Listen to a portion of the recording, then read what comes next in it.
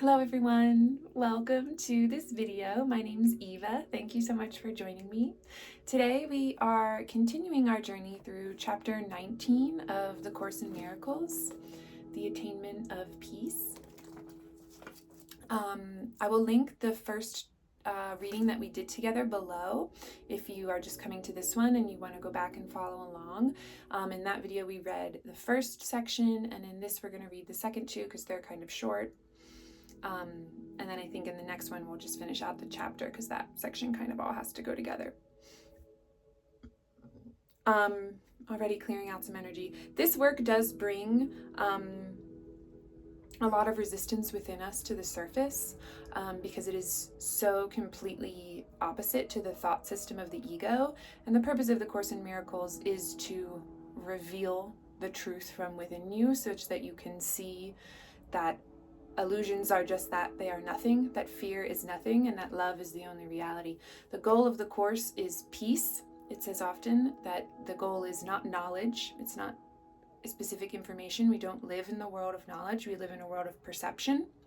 So it is a teaching device to shift our perception from fear to love. So I will say, and I said this in the last video, but this is Christ consciousness, unity consciousness, and because it is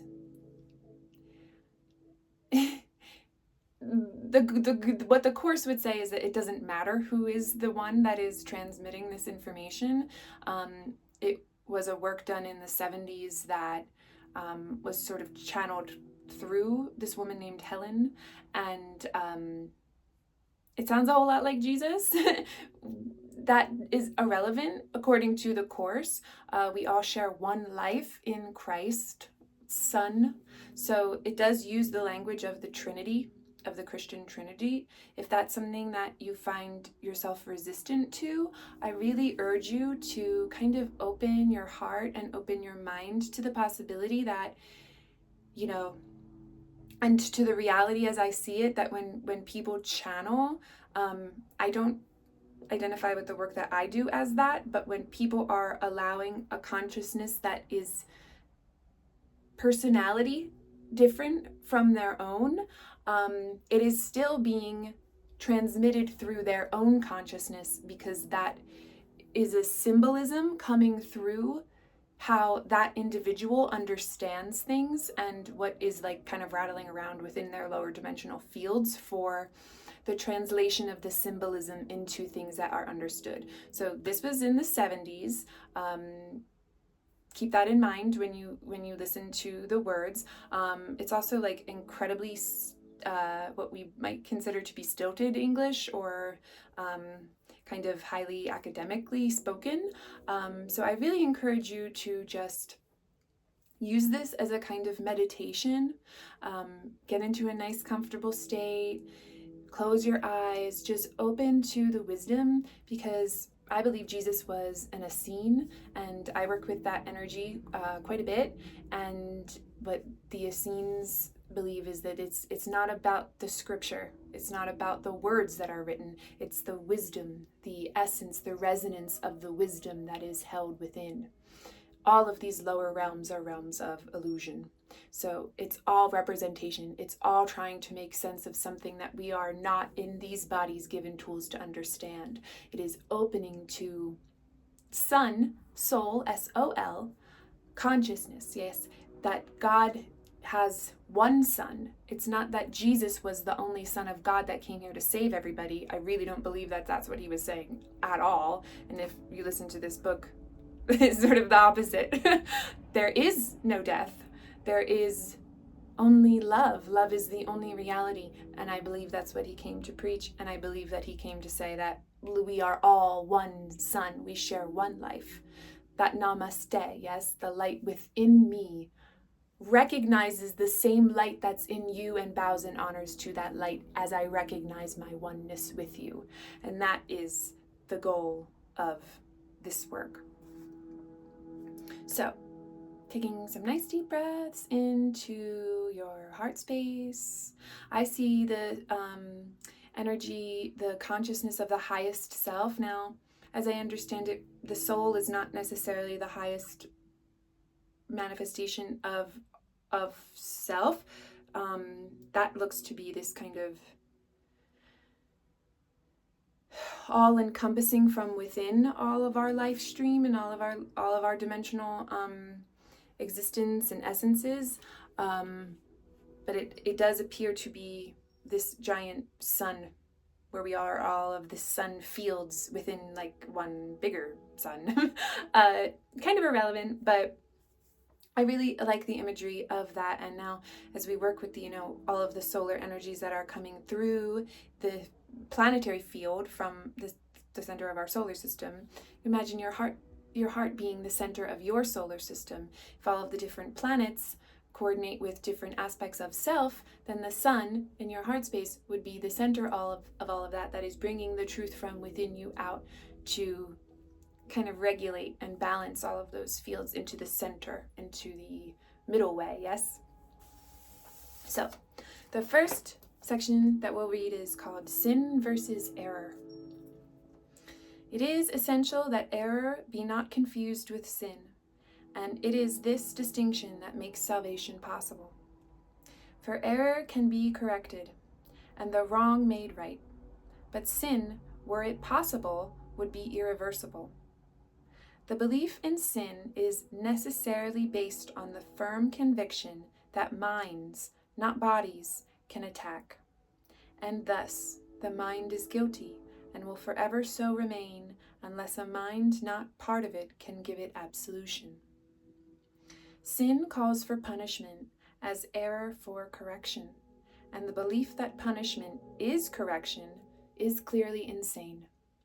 So this goes directly against the Christian and Catholic traditions and many of the traditional world religions that are based on external control. This is not talking about spirituality that we find from within us. This is outside external power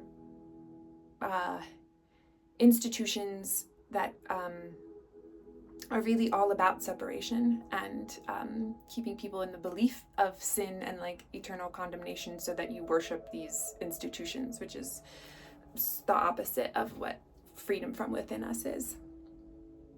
And so if you feel a lot of resistance coming up, if you feel anger, if you feel like this is all crazy BS, but there's something that's still calling you to stay, take a deep breath, go into the heart space, and just allow that to come up. Now, as we are shifting consciousness on this planet, the truth is of the center of things is being very much revealed at this time, as we see with what's going on around us, and it will just continue to be. Every day there will be new revelations of all of the inner mechanisms of control and oppression that the physical world is made out of. So understanding that the ego, while it is the structure of separation that would tell you that you are not sharing the same life as the other, the ego is actually shared as well, because we do in essence and in truth, and it could be no other way, share one life. So it is coming up from within you as it is coming from the revelations outside of us, because it's all shared. It's not necessarily actions that you've taken in this lifetime or things that you believe in this lifetime, but shared humanity, the cellular memory of species consciousness is shared, and that barrier structure, that structure of separation, that ego, that belief in fear and death is also shared. So when you feel that resistance coming out of yourself, take a look at what's going on in the world around. That is a direct reflection. It's one and the same. So I encourage you just to breathe through that, because this is a replacement of a thought system. Sin is not an error, for sin entails an arrogance which the idea of error lacks. To sin would be to violate reality and to succeed. Sin is the proclamation that attack is real and guilt is justified. It assumes the Son of God is guilty and has thus succeeded in losing his innocence and making himself what God created not. And again, this is not speaking to men or women or gender neutral people. It's speaking to Sun, S-U-N, the one life we all share. If you could get past the patriarchy that you might hear in the words, I think that will bring also a lot of forgiveness for the patriarchy as well. Understanding that if you hold resistance to the patriarchy and anger for it and seeing the great injustice in it is very normal, and those emotions need to be processed. But if you're holding that belief in your right and they're wrong, and I need to attack this for it to be dissolved, you're holding the same energy as the patriarchy. So allow whatever is coming up, because I feel a lot of disruption in the field, allow that to be removed from you. Forgiveness is an undoing. It's not to prove that you're right. Do you want to be right, or do you want to be free? Thus is creation seen as not eternal, and the will of God open to opposition and defeat. Sin is the grand illusion underlying all the ego's grandiosity. For by it, God himself is changed and rendered incomplete. And again, in unity consciousness, it's not saying that God is a man. It's just using the language that the woman who brought this through her fingers has in her. The Son of God can be mistaken. He can deceive himself. He can even turn the power of his mind against himself. But he cannot sin. There is nothing he can do that would greatly change his reality in any way, nor make him really guilty. This is what sin would do, for such is its purpose. Yet for all the wild insanity inherent in the whole idea of sin, it is impossible. For the wages of sin is death, and how can the immortal die? A major tenet in the ego's insane religion is that sin is not error, but truth, and it is innocence that would deceive. Purity is seen as arrogance, and the acceptance of the self as sinful is perceived as holiness. And it is this doctrine that replaces the reality of the Son of God as his Father created him and willed that he be forever. Is this humility? Or is it, rather, an attempt to wrest creation away from the truth and keep it separate? And this would be the structure of however this comes forward to you. The oppressor in its many forms. Yes, any kind of, reptilian agenda and archons and all of that. The false god, the whole serpent in the garden, the power of evil to overcome God's creation, however that comes out through your consciousness, understanding that that is the same lie on different dimensional levels. It's the same energy. It's just wearing a different face. Any attempt to reinterpret sin as error is always indefensible to the ego. And I know I keep stopping to explain, but just as another, your ego doesn't want to believe this, obviously, or else it would be dissolved. And because ego is shared, when you let go of it from within you, as you allow it to dissolve, you will notice from within you resistance, and you might even notice it without you. Yes, you might notice either how you experience that as psychic attacks, or if you start to talk about these things, people are really resisting you or calling you crazy or whatever. It is the shared ego reflecting itself back as your ego that you hold within your vessel is being dissolved. This idea of all being one is really central to this work and the work that I do. The idea of sin is wholly sacrosanct to its thought system and quite unapproachable except with reverence and awe. It is the most holy concept in the ego's system, lovely and powerful, wholly true and necessarily protected with every defense at its disposal. For here lies its best defense, which all others serve. Here is its armor, its protection, and the fundamental purpose of the special relationship in its interpretation.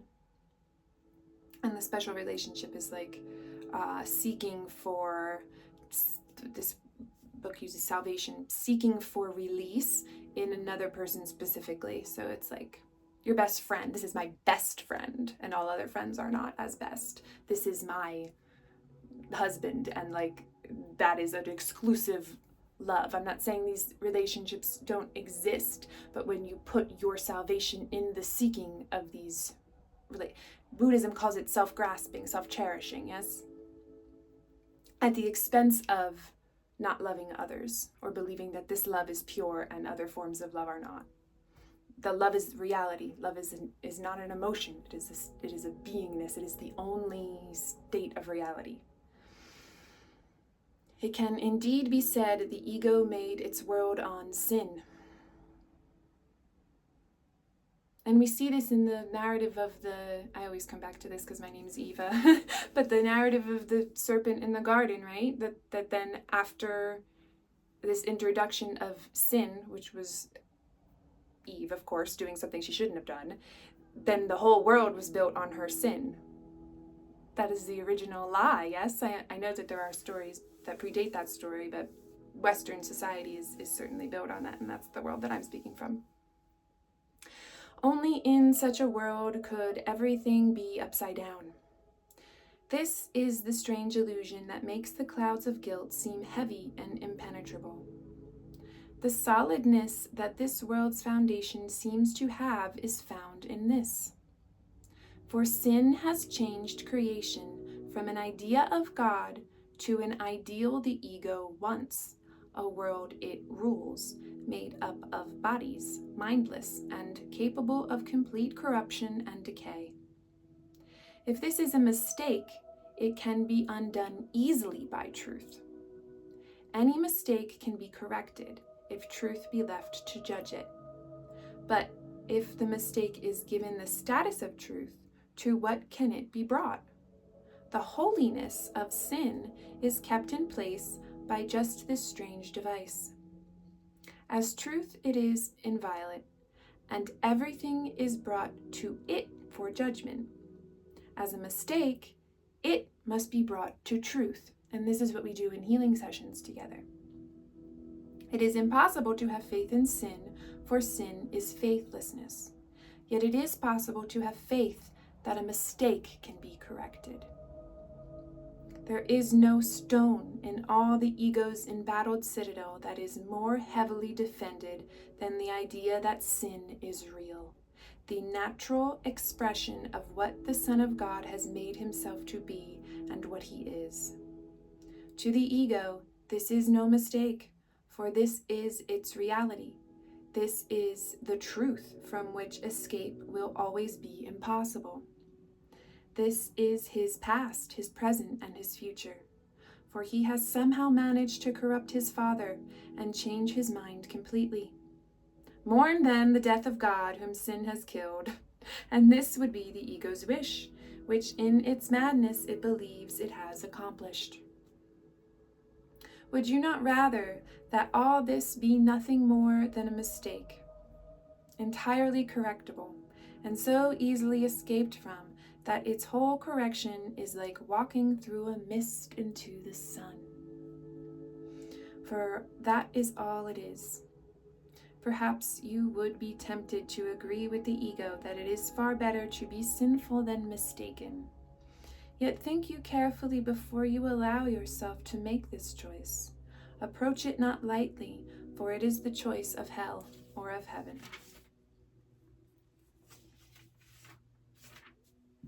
And then we reach part 3, the unreality of sin. The attraction of guilt is found in sin, not error. Sin will be repeated because of this attraction. Fear can become so acute that the sin is denied the acting out.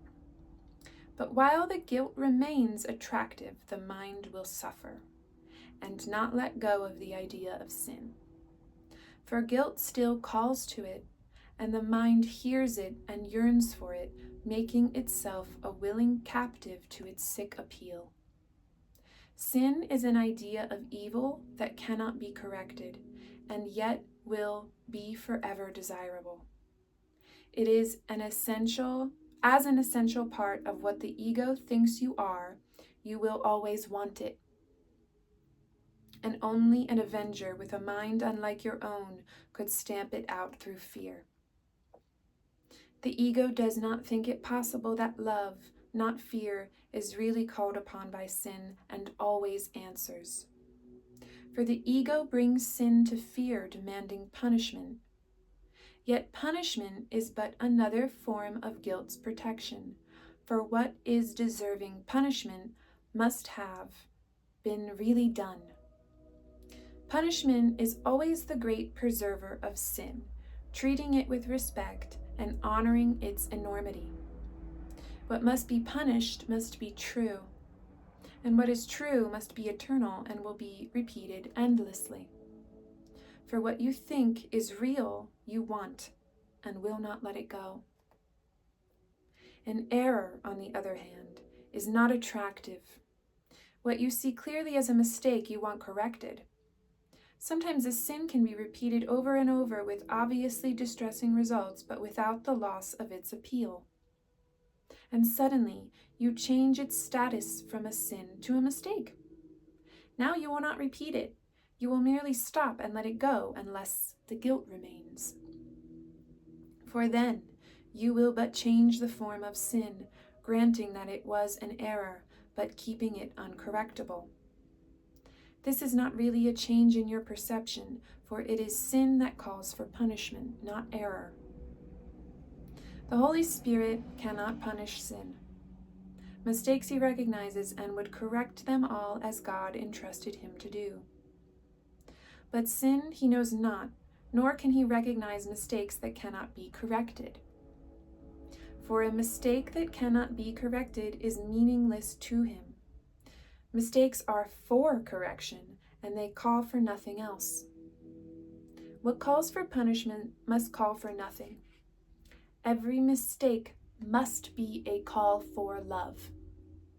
What then is sin? What could it be but a mistake you would keep hidden, a call for help that you would keep unheard and thus unanswered? In time, the Holy Spirit clearly sees the Son of God can make mistakes. On this you share its vision. Yet you do not share its recognition of the difference between time, the world we perceive ourselves to live in, and eternity. And when correction is completed, time is eternity. The Holy Spirit can teach you how to look on time differently and see beyond it, but not while you believe in sin. In error, yes, for this can be corrected by the mind.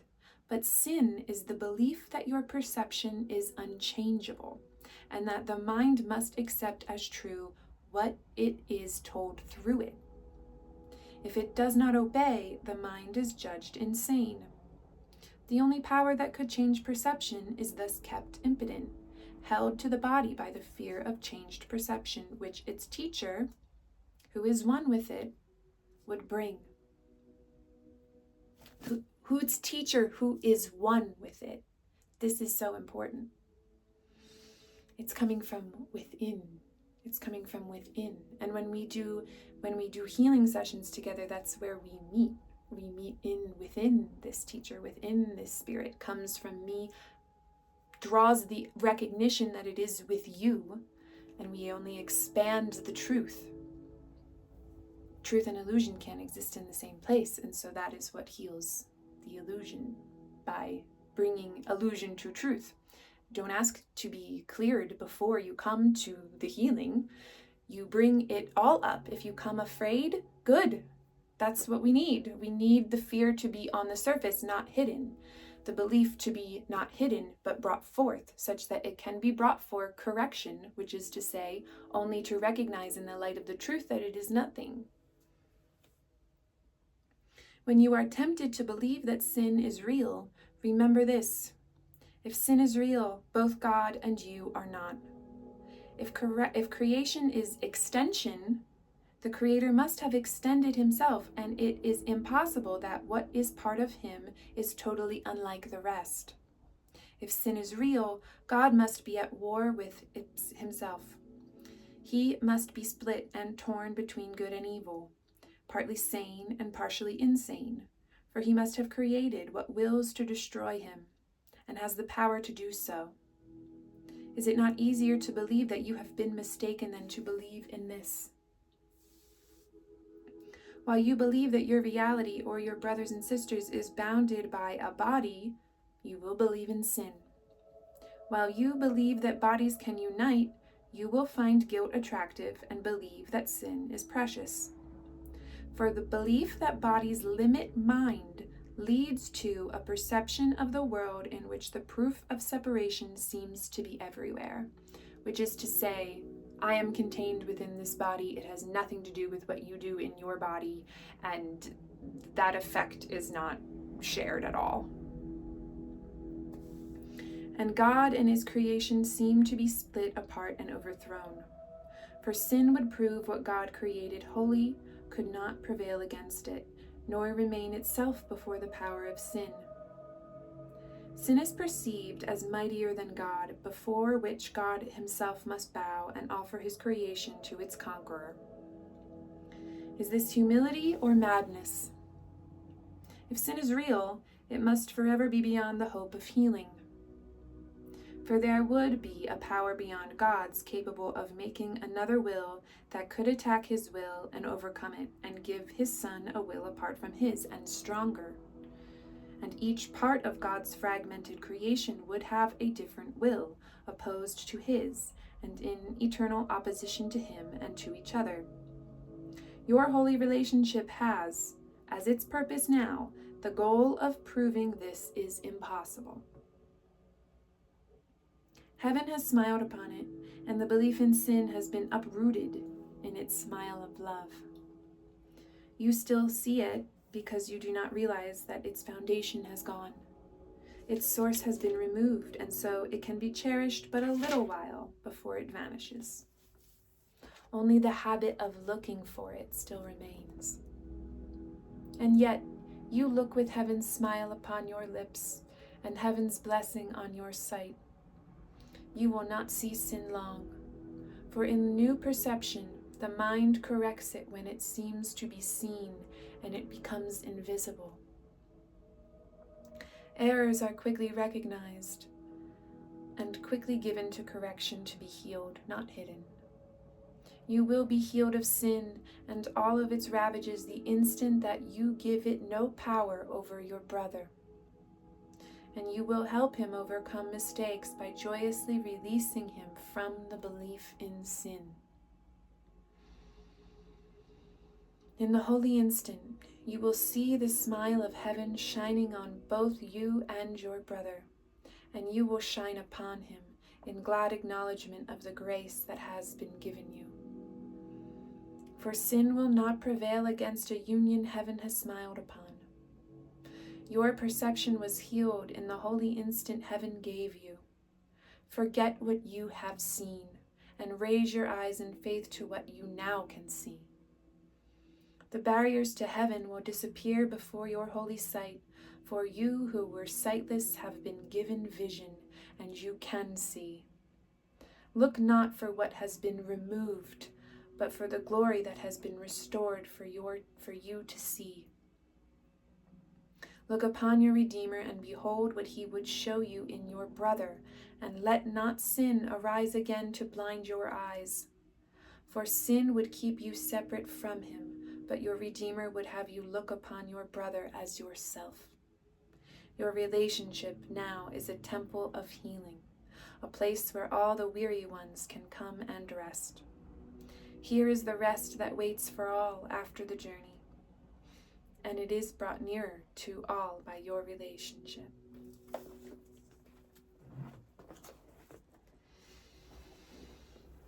So we'll stop there, and we're just going to put ourselves in the presence. If you want to stop the video there, thank you for joining, but we're just going to move into a healing light and sound meditation just to help us to open to the wisdom and gnosis that are carried in the vibrations of what we just read, as it wakes and awakens the truth from within you, as the shining of that light reveals your belief in sin, your belief in death, and we rest in the strength of the knowing that bringing those hidden fears to the light brings no punishment, but only release, only freedom from illusion, freedom from the mistakes that we mar and blind ourselves with, brings us to the reality of love that we are, to rest in the creation and to take part truly in that creation, to bring the new perception into our awareness and to offer that perception to all others by seeing the truth of love that is within us all in the life that we all share as one.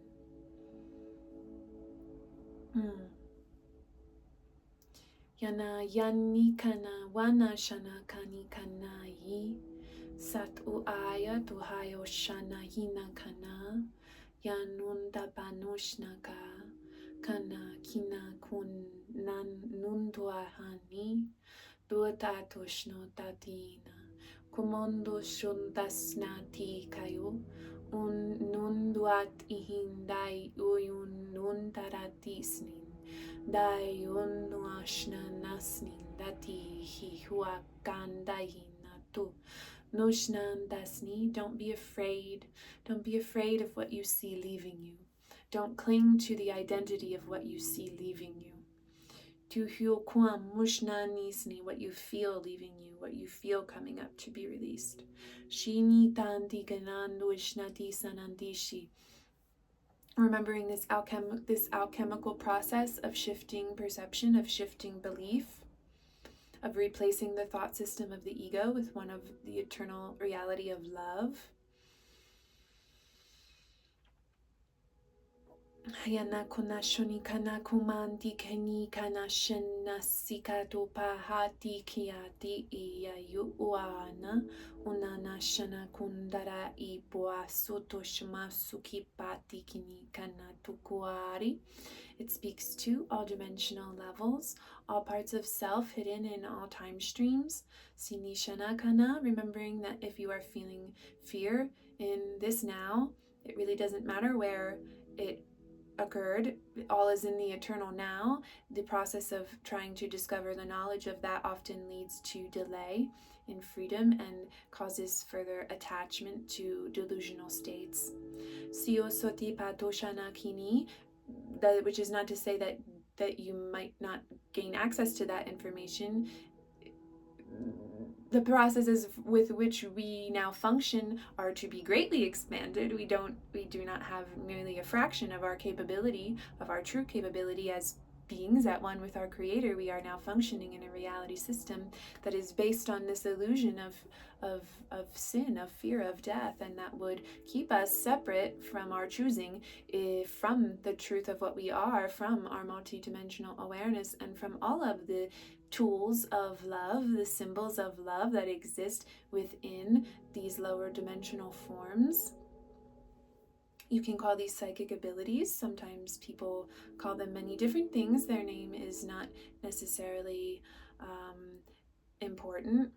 Hiana kuntasi kara oshikiri kana saya tuanda bahu karata inana shanitis, which is not to say that these tools cannot be used. It's very important to remember that lower dimensional realms are really everything that is within duality. So everything that has a certain degree of polarity. If there is a certain degree of polarity, there is the possibility of introduction of distortion. So working with, it's why I always say you have to be very careful working with beings and working with these higher energetic tools that our linear reasoning doesn't understand and is not meant to, because if you just put your faith in the tool, you are potentially leaving yourself open to distortion if you're not looking at the belief that is within. That's again this special relationship, right? This self-grasping from without us. So fear has many symbols. Love has symbols as well. Just like I use this example a lot, the Force in Star Wars, Sith and Jedi have lightsabers, right? They have the same powers. They use them for different things. So such is the world that we live in. Light language, for example, can be very distorted. It can also bring incredible opening to truth. It allows opening from within multidimensional levels, these combinations of vibrational resonance that hold light information through them.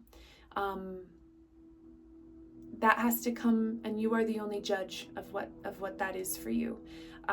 That's why I so encourage the alignment of ourselves with the truth of love before we go playing with any tools. And I'm not trying to convince you of anything that I'm doing. You need to recognize that for yourself. Only the truth of yourself will tell you. Shini andasni kana mundarati shikia sani sanandu kana karati yanana shanandasa tushoko hasita dakare itakuna shana sinini andatakaraku hishi kehinandasi tatiki yananda sanandu atishi. That's why I am most interested in unity consciousness, because we are the reality of love without distortion. We are that eternal beingness without polarity, and you can bring that awareness to your awareness within this world of dreams. Yes. Yanita. Mintuatit. The tools that are used from down trickling through dimensions into the dream, they're not where the truth lies. And you don't need to use any of the tools. You don't need to do any of that stuff. You could sit and you could meditate on the truth of your being, and it will be shown to you, because it is what you are, and it is always calling to you. It is always calling you home, because it knows that you are always home and you will always hear it. It knows you as you are. God sees you as you were created. You are eternally as you are created, at one with creation. And there is no way that, and the way that I perceive it, in whatever end that this realm has, that would be the end.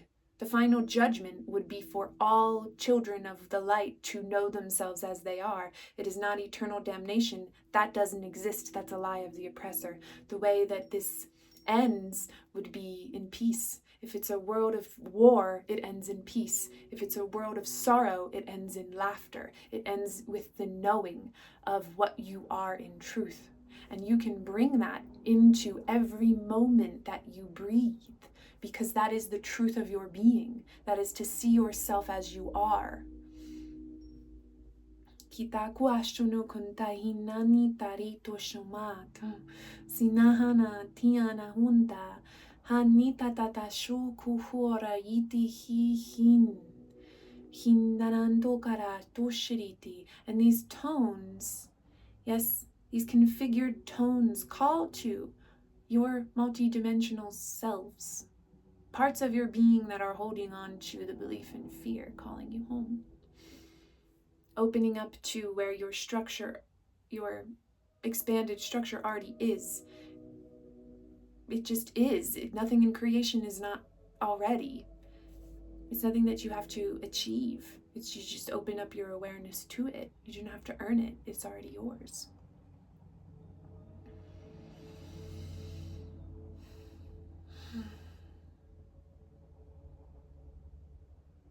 It's very important at this time that we just, as much as we can, to disengage with our identity in fear. And I think we'll end it there. As we seal this session into the light of unity with the full intention for freedom and release, for happiness, and for the knowing of all living beings as themselves in eternal love, in the eternal light of the ever-living God. And so it is. Blessed be to all of you. Thank you so much. Also, let me know how you guys feel in the comments, but we might continue with other chapters in the Course in Miracles. But also, I have been reading, I know this is backwards, but the Lotus Sutra of the Buddha, and it is very powerful to read out loud. I feel so much energy coming forward, so much revelation of the truth from within as I read it out loud. So if you guys are interested, maybe we'll do some pieces of this next. So yes, I'm sending so much love and peace and gratitude to all of you. I love you all so much. Remember to rest when you feel called. Remember to just release as much judgment of yourself as you can in each moment, to bring yourself in ease, into gentleness, gentle shifting. We're not looking to jolt anyone out of anything, because that is very unsettling to our various multidimensional layers. If you're feeling called to work together at this time, you can find that information on my website, and I'll link that below. There's many ways to work together. We can do it live, we can do recorded that I'll send to you, or remote if you prefer to just kind of be resting in meditation, and I can work while you're doing that. I also, if you have children who are experiencing issues, I've worked with I'm continuing to work with more and more children, and I feel very called that this is an expanding field. Many times we don't think to bring children into this kind of work, but there are so many children, and all children have higher, more expanded awareness before they get kind of smushed into, tracks. But there's so many. All of the children coming in now are coming with heightened awareness because they're coming into a different field than where we came. And to expand them and to give them a place where they can really, reveal themselves and feel comfortable to be expressing these gifts is something that I feel very strongly called towards. And again, if you have children or no children and their parents might be open, certainly children that have experienced any kind of deep fear or abuse, very difficult situations, we can very powerfully work to remove that awareness, remove that memory from their field and from their cellular memory. That is powerfully done remotely. If you're like, I don't know how I feel about having my child in a session such as this, remotely is very powerful as well. So I wanted to open that up. Also, animals, if you have animals that you are that are having issues, I can heal animals as well. So I just wanted to mention that if you feel called to work together, but you're kind of like, I don't know, I don't understand, I don't know what this is, feel free to email me. I'm very happy to field any questions about the work. So thank you all so much. Sending so much love and gratitude to all of you. I wish for you such joy and happiness, to know yourself as one with that joy and happiness as your natural state of being. Thank you all. I love you.